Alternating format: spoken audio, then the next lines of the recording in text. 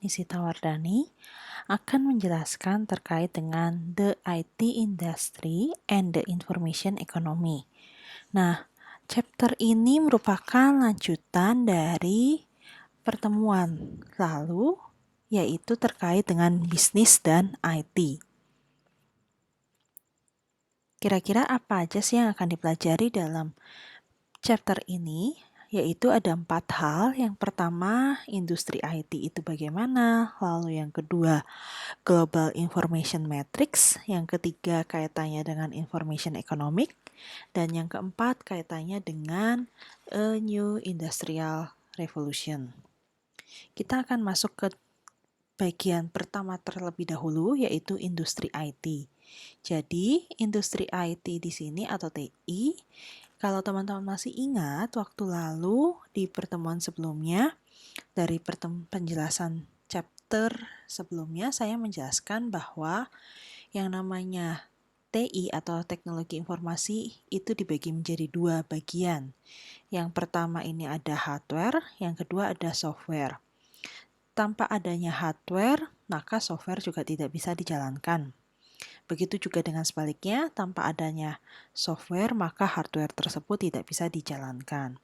Nah, dengan demikian, di bagian industri teknologi informasi saat ini ada 4 hal yang utama, yaitu kaitannya dengan hardware, software, dalam mempublikasikan sebuah informasi hingga ke bagian retail dan konsultan. Nah, di bagian ini pun juga ada dua bagian yang akan kita pelajari, di mana sebuah hardware ataupun software ini bisa digunakan untuk membangun yang namanya komunikasi secara elektronik. Tentunya komunikasi ini bisa dilakukan antar bagian di dalam organisasi maupun organisasi dengan pihak luar, yaitu dengan bagian supplier ataupun bagian politik serta pemerintah. Nah, di sisi yang kedua itu ada ekonomi dan global marketplace, di mana global TI atau teknologi informasi secara industri dia dapat berperan secara multinasional maupun bisa menyebabkan adanya ketergantungan lebih dalam lagi di dalam teknologi informasinya. Nah, mengapa sih kok dibilang bisa membangun yang namanya jaringan dalam bentuk multinasional? Nah, di sini teman-teman bisa membayangkan dalam bentuk ilustrasi yaitu e-commerce. Di dalam e-commerce pun di sini bisa menggabungkan antara penjual yang ada di dalam negara sendiri atau di negara Indonesia dengan pihak di negara luar, dan tentunya hal ini menjadi bentuk dari yang namanya wadah jual beli secara multinasional, sehingga dengan kata lain marketplace ini pun juga menjadi bentuk agar kita itu menjadi ketergantungan dengan teknologi informasi, karena tanpa adanya teknologi informasi ini atau alat tersebut, kita tidak bisa mendapatkan barang yang ingin kita cari. Sebagai contoh, yaitu misal membeli bentuknya adalah isi dari NFC atau chip kecil yang ada di dalam NFC, yang ada di dalam kartu e-tol contohnya. Nah, tentunya misalnya kalau di Indonesia nggak ada, berarti akan terdekat dicari negara mana, bisa jadi di Cina dan sebagainya. Jadi, di dalam industri teknologi informasi akan ada 4 hal yang kita bahas di pertemuan kali ini. Ada hardware, software, publikasi informasi, dan retail serta konsultan. Nah, sebelum membahasnya lebih dalam, di sini hardware itu secara supplier akan memberikan produser dalam bentuk manufaktur good atau barang manufaktur berupa komputer maupun telepon secara handset juga. Nah, sedangkan di sini ada bagian supplier yang dia dimana akan memberikan dalam bentuk supply program yang mumpuni untuk menjalankan hardware tersebut. Sedangkan infrastruktur berarti kaitannya dengan jaringan komunikasi. Lalu kemudian bagian publisher ini berkaitan dengan konten informasi yang akan disampaikan ke perusahaan lainnya maupun ke bagian konsumen. Selanjutnya adalah Internet Service Provider. Nah, seperti biasanya yang namanya ISP atau Information Service Provider,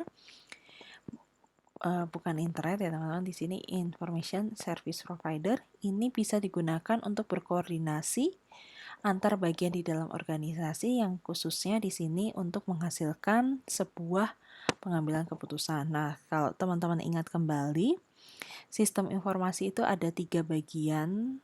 Jadi ada input, lalu ada proses, lalu yang terakhir adalah output.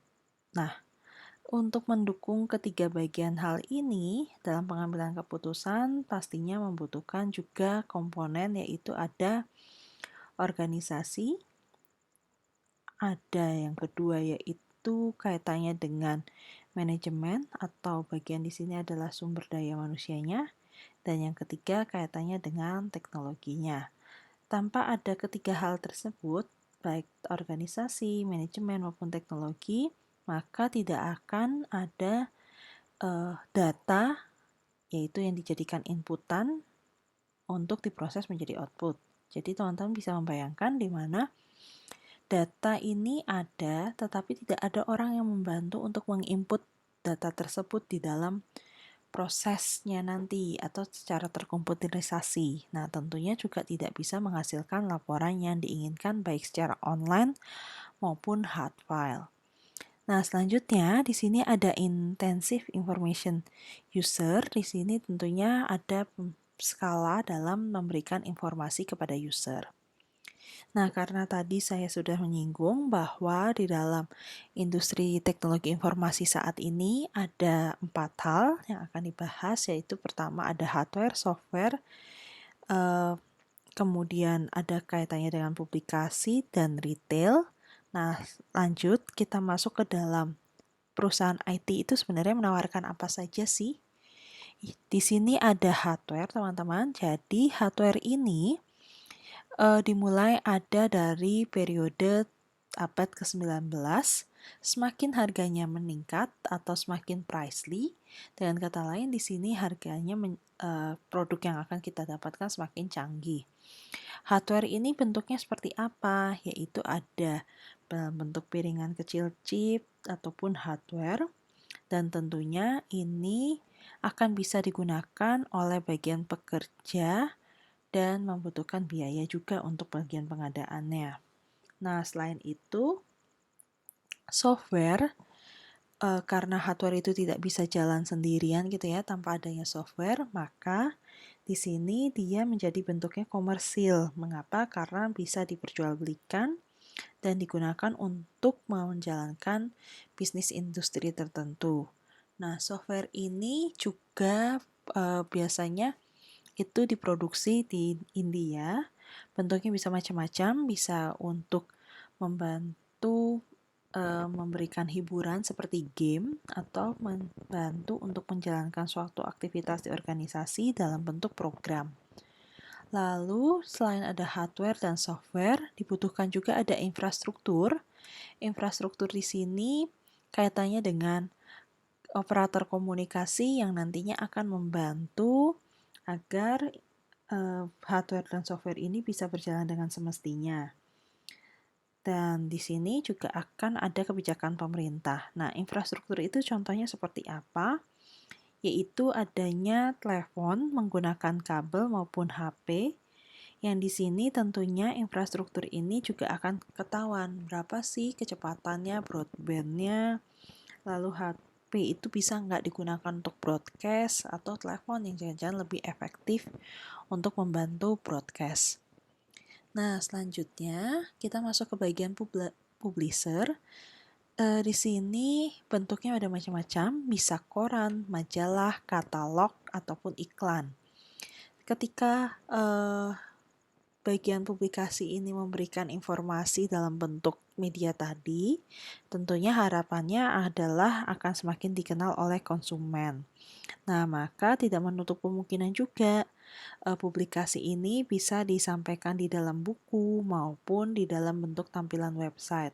Jadi kalau beberapa official perusahaan atau organisasi, misal contohnya dia adalah penjual sepatu merek yaitu Skechers. Nah, di sini Skechers itu juga tidak hanya mempublikasikan produknya lewat media sosial seperti Instagram, tetapi dia juga memberikan informasi produknya lewat website juga. Jadi dengan kata lain, publikasi pun itu penting agar bisa memasarkan hasil produknya. Jadi dengan kata lain, teknologi informasi juga bisa berperan sebagai publikasi.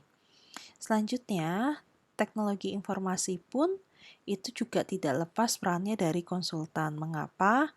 Karena konsultan ini akan membantu untuk melayani apakah perusahaan ini membutuhkan custom tertentu untuk suatu program atau spesifikasi tertentu untuk hardware yang digunakan.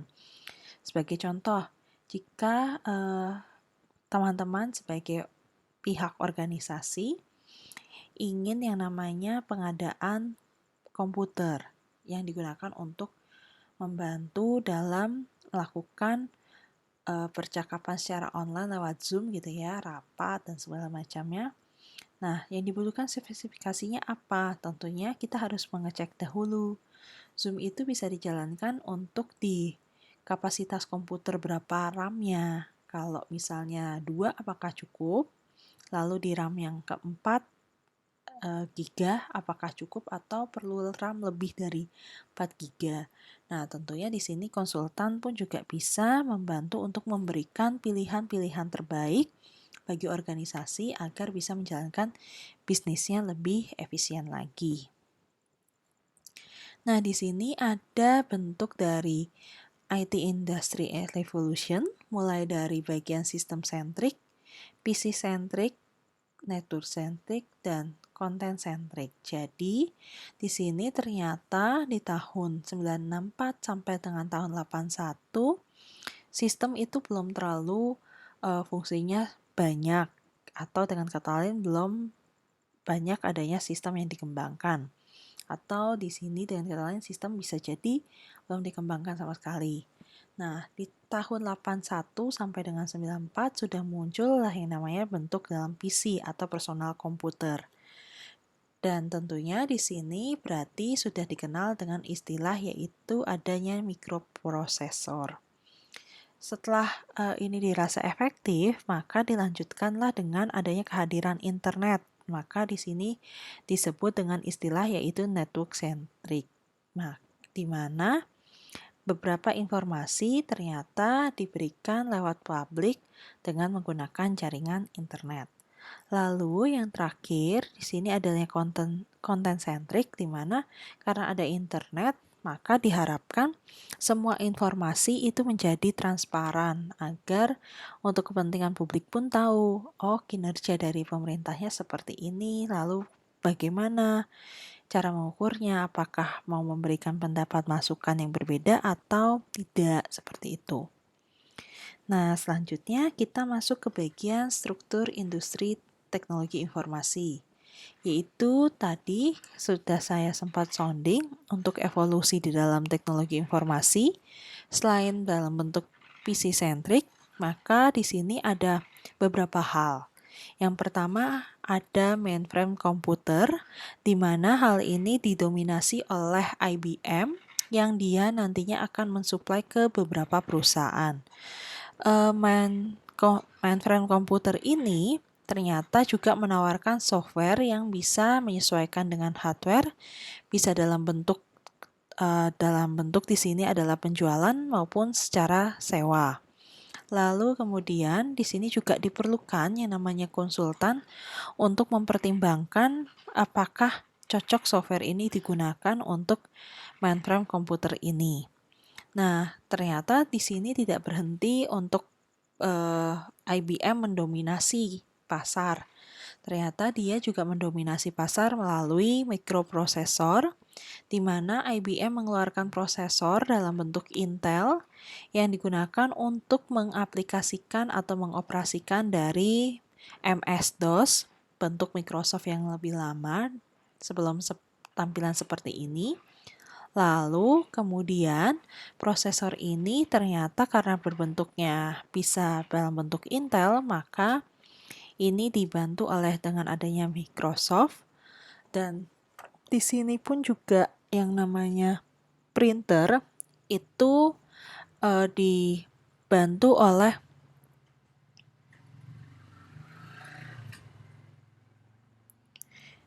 printer di sini juga dibantu oleh adanya perusahaan HP dan DBMS atau Database Management System. Database Management System ini dibantu juga dengan oleh suppliernya yaitu Oracle. Jadi dalam bentuk mainframe atau komputer yang besar diubah ke dalam bentuk mikroprosesor, atau di sini lebih adanya pengembangan mikroprosesor untuk membantu cara kerjanya hardware tersebut. Nah, selanjutnya muncul juga adanya jaringan. Jaringan di sini ada yang berupa internet. Internet pun juga bisa digunakan untuk secara private, hanya berlaku di organisasi, ataupun extranet yang bisa dihubungkan antara bagian organisasi dengan pihak luar, seperti customer, atau kita misalnya lagi menggunakan WiFi di tempat umum. Nah, selanjutnya di sini ada the Global Information Matrix. Ada beberapa hal, ada 4 hal di sini. Yang pertama, adanya ISDN atau Integrated Service Digital Network. Nah, di sini muncul era di mana yaitu jaringan sudah dalam bentuk mulai dibentuk dalam bentuk broadband, dan tapi bentuknya masih terbatas, yaitu masih menggunakan via telepon kabel. Nah, selanjutnya karena ini dirasa kurang efektif, maka dibentuklah WAN atau Wide Area Network yang digunakan untuk menghubungkan komputer dimanapun posisinya. Tentunya WAN ini akan bisa bekerja dengan adanya Internet Protocol. Internet Protocol ini apa sih? Jadi di dalam Internet Protocol pun itu ada berbagai macam layer, mulai dari tampilan UI sampai dengan bagian dijalankan dan nanti muncul lagi di tampilan UI-nya seperti apa. Sebagai contoh, misal kita mengetik google.com. Nah, mengetik google.com itu transportasinya adalah yaitu di sini alamat webnya. Nah, alamat web di sini misal kita mau mencari tingginya Menara Eiffel, maka pihak Google akan membuka database-nya. Data di sini ada berapa tinggi Menara Eiffel, lalu kemudian posisinya ada di mana Menara Eiffel tersebut, hingga dibuat oleh siapa. Nah, tentunya ketika dia menyaring informasi dalam bentuk transportasi seperti itu, maka dia akan memberikan kembali kepada kita, yaitu dalam bentuk UI atau user interface, tampilan komputer kita, berapa sih tinggi Menara Eiffel, lalu kemudian siapa pembuatnya dan berada di mana, itu pasti ada di dalam tampilan komputer kita. Nah, selanjutnya ada World Wide Web. Di sini gunanya untuk alamat mencari informasi di dalam jaringan internet, dan tentunya ini bisa mengambil dari berbagai macam sumber yang ada di seluruh dunia.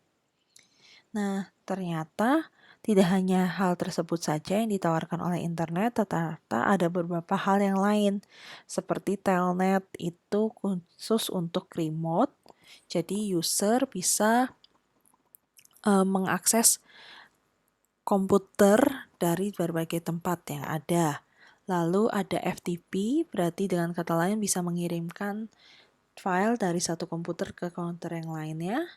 Lalu ada email, jelas seperti yang teman-teman ketahui, email ini adalah surat yang disampaikan secara elektronik, dengan kata lain bisa dikirimkan kepada siapa saja. Lalu ada bulletin board, ini berarti bisa digunakan untuk interaktif diskusi di dalam organisasi. Dan yang terakhir tadi sudah saya sampaikan, yaitu adalah World Wide Web. Nah, tentunya ini berisi informasi yang secara publik. Lalu, kebahasan yang selanjutnya yang ketiga adalah ekonomi dan industri IT. Nah, di dalam ekonomi dan industri IT ini kerjanya untuk apa sih? Yang pertama, jelas bisa untuk membantu di dalam ekonomi. Mengapa? Karena teknologi informasi bisa membantu peranan berbagai macam. Sebagai contoh, yaitu menghubungkan dengan pihak customer maupun supplier, sehingga dia mampu menghasilkan industri barang maupun jasa. Di sisi lain, adanya teknologi informasi juga membantu untuk adanya kompetisi baik dari pihak internal, yaitu di bagian pengetahuan yang dimiliki karyawan di dalam organisasi tersebut, dengan pihak eksternal yang ingin melihat apakah barang yang dihasilkan oleh perusahaan lain itu lebih baik daripada perusahaan kita, atau misalnya mereka itu kurang di bagian pengiriman. Nah, maka yang harusnya bisa kita lakukan apa untuk membantu menyaingi pihak lain, yaitu berarti cepat dalam bentuk pelayanan, terutama misalnya pengiriman barang, sehingga bisa memenangkan pasar. Nah, tentunya teknologi informasi pun itu juga sangat membantu untuk memberikan layanan, karena seperti yang bisa kita ketahui, pemesanan transportasi lewat jaringan teknologi lewat bantuan dari peranan teknologi informasi, ini lebih membantu dibandingkan kalau kita harus datang ke tempat di mana adanya travel atau agen travel. Nah, itu sudah tidak efisien. Lalu kemudian di sini ada teori ekonomi. Ada 3 hal yang dibahas, yaitu ada land, tanah, pekerja, dan modal. Nah, mengapa sih ketiga hal itu diperlukan? Ternyata tidak hanya untuk tadi peranan teknologi informasi yang membuat kompetisi, ternyata 3 hal tadi, yaitu land, lalu labor, dan capital, itu bisa digunakan untuk membuat mekanisme pasar semakin baik lagi atau sempurna. Mengapa kok bisa disebut dengan sempurna? Yaitu di mana pengetahuan antara buyer dengan seller itu saling mengetahui dan tidak ada yang di-keep informasinya. Ketika informasi ini di-keep atau dijaga, ditutupi secara rapat-rapat, maka dengan kata lain tidak akan terjadi yang namanya pasar dalam bentuk sempurna. Dan di sini bisa jadi ada yang namanya monopoli hasil, atau dengan kata lain hanya satu buyer tertentu yang akan menguasai satu seller tertentu yang akan menguasai seluruh buyer yang ada di pasar tersebut. Nah, itu bisa jadi seperti itu. Lalu kemudian untuk memenangkan kompetisi diperlukan adanya game teori, yang dimana akan menghilangkan atau mampu membedakan mana yang disebut ketidaksempurnaan dan ketidaklengkapan informasi. Ketidaksempurnaan informasi ini berarti adanya pelaku pasar yang tidak kita ketahui. Jadi beberapa penjual ini nggak kita ketahui siapa orangnya.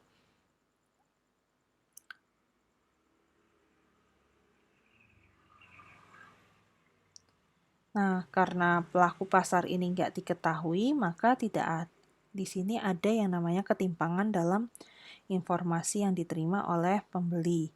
Sedangkan ketidaklengkapan itu adalah beberapa faktor yang kita tidak ketahui sebelumnya, karena tidak ada informasi yang dibagikan kepada pelanggan. Sebagai contoh, misalnya kok ikan yang ada dijual di pasar bentuknya terlihat segar, tetapi ternyata ikan ini hasilnya buruk. Kalau misalnya dibuka lebih detail gitu ya, dagingnya ternyata kurang baik, lalu kadar airnya sudah berlebih. Nah, ini bukan contoh dari ikan yang sudah segar lagi. Jadi dengan kata lain, perlu yang namanya informasi yang disaling share satu dengan yang lainnya antara buyer maupun dengan pihak penjualnya. Lalu ada juga yang disebut dengan istilah yaitu makroekonomi. Di sini ada beberapa hal yang akan kita bahas, ada 4. Pertama, karyawan yang digunakan untuk memproporsikan untuk memperoleh informasi dan pekerjaan apa yang dilakukan. Lalu karena karyawan ini nanti akan membantu untuk mengolah data sehingga menghasilkan output, maka output di sini bisa memberikan informasi yang baik atau pengetahuan itu di-share kepada karyawan yang lainnya. Sehingga nanti kalau semua informasi itu diberikan atau saling share, saling berbagi, nah tentunya ini akan menjaga hubungan baik dari sisi informasi, ekonomi maupun sosial yang membantu untuk norma-norma sosial ini lebih terjaga. Sebagai contoh, misal ada karyawan baru datang. Nah, sebagai karyawan baru yang datang tentunya akan minim pengalaman dibandingkan dengan karyawan yang lama. Jadi dengan kata lain, kita juga bisa sebagai karyawan lama bisa memberikan informasi. Kalau misalnya mau bertemu atasan itu harus janjian dahulu, misal seperti itu ya. Nah, culture yang berlaku itu juga bisa menjadi informasi yang berguna untuk para karyawan bekerja di organisasi tersebut. Jadi kalau semakin di-keep informasinya, semakin tidak bisa membantu untuk yang namanya tujuan organisasi ini tercapai. Lalu selanjutnya di poin nomor D itu hubungan ini antara teknologi dan ekonomi itu diharapkan tidak sebagai hal yang jauh, melainkan keduanya ini saling dekat sehingga nanti bisa digunakan untuk pengambilan keputusan. Lalu selanjutnya ada di sini yaitu mikroekonomi. Nah, mikroekonomi ini ada beberapa hal yang kita akan dapatkan informasinya, yaitu fungsi produksi selain memproduksi barang dan jasa, ternyata dia juga akan mengkombinasikan faktor tadi, inputan ada land, labor, capital, organization, dan information.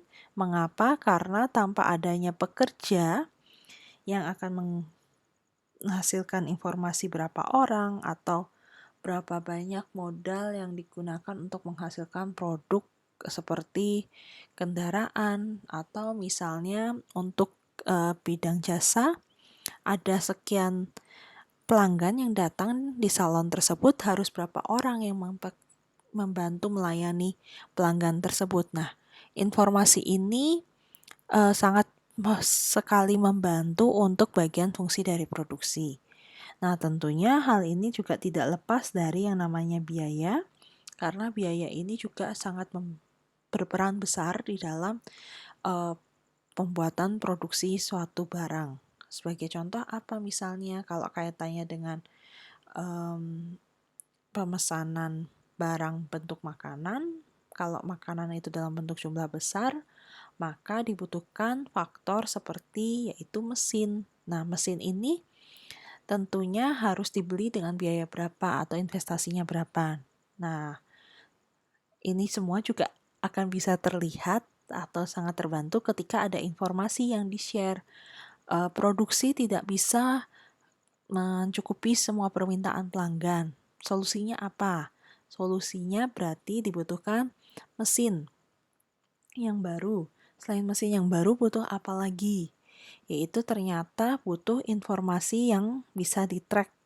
Misalnya persediaan habis berapa, lalu kita harus menghubungi supplier siapa kalau barang itu habis. Jadi dengan kata lain, teknologi informasi juga bisa digunakan untuk membantu memproduksi suatu barang maupun jasa, termasuk juga bisa membantu untuk ketika ada tenaga kerja yang di sini tidak mampu untuk membantu produksi tersebut. Nah, sedangkan tadi yang saya informasikan dalam bentuk finansial, yang di luar bentuk non-finansial itu contohnya adalah knowledge. Nah, selanjutnya di bagian informasi, ini ada 3 hal yang akan dipelajari, yaitu kaitannya dengan opportunity, kesempatan untuk memperoleh pendapatan yang lebih baik lagi. Jadi, informasi yang ada itu bisa sangat membantu untuk mendapatkan pendapatan yang lebih baik atau meningkat.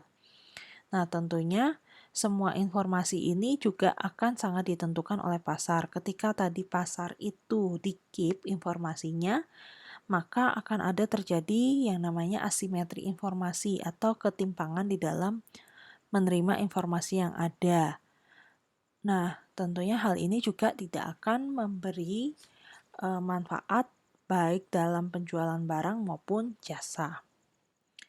Lalu selanjutnya ada terkait dengan new industrial, di mana ini bentuk new industrial mulai dari berburu, petani, agraris, lalu industri, dan informasi.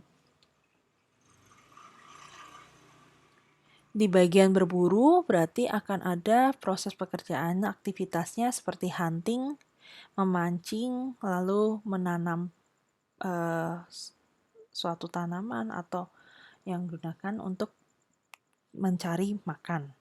Lalu kemudian di bagian akhir garis di sini sudah ada bagian yaitu bisa dalam bentuk petani maupun craft atau kerajinan gitu ya, sehingga dia bisa menghasilkan lebih baik lagi dalam mendapatkan pendapatan atau profit. Lalu selanjutnya ada industrial. Industrial di sini sudah mulai muncul adanya peranan teknologi yang bisa digunakan untuk membantu dalam pabrik atau factory. Lalu dia juga bisa membantu untuk membroadcast pengetahuan dan informasi sehingga semuanya bisa mendapatkan informasi yang sama.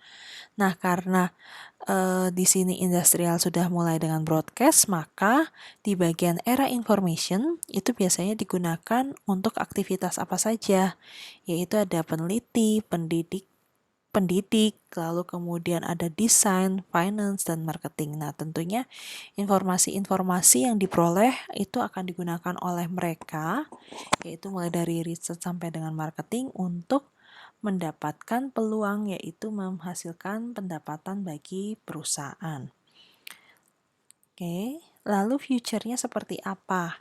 Nah, future di sini diharapkan ketika teman-teman membeli suatu produk teknologi informasi, baik hardware maupun software, tentunya diharapkan menghasilkan profit bagi perusahaan karena sudah menginvestasikan biaya dalam bentuk jumlah yang besar.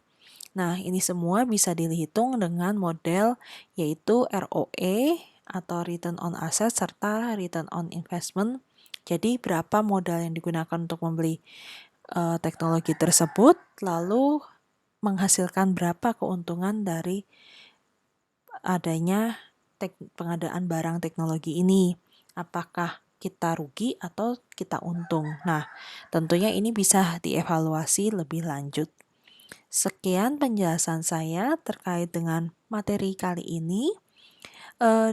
Semoga teman-teman bisa memahami materi ini lebih baik. Jadi kalau teman-teman perhatikan kembali, bisa disimpulkan materi ini sebenarnya lebih kepada menjelaskan ruang lingkup TI gitu ya. Mulai dari kapan periodenya, lalu digunakan di zaman yang mana saja, perkembangannya seperti apa, lalu ternyata bisa membantu ekonomi di bagian mana perannya, dan serta bagaimana perannya informasi itu bisa digunakan untuk pengambilan keputusan. Jika ada pertanyaan terkait dengan penjelasan saya, silakan komen di kolom bawah ini. Dan jangan lupa subscribe untuk nantikan video selanjutnya. Terima kasih.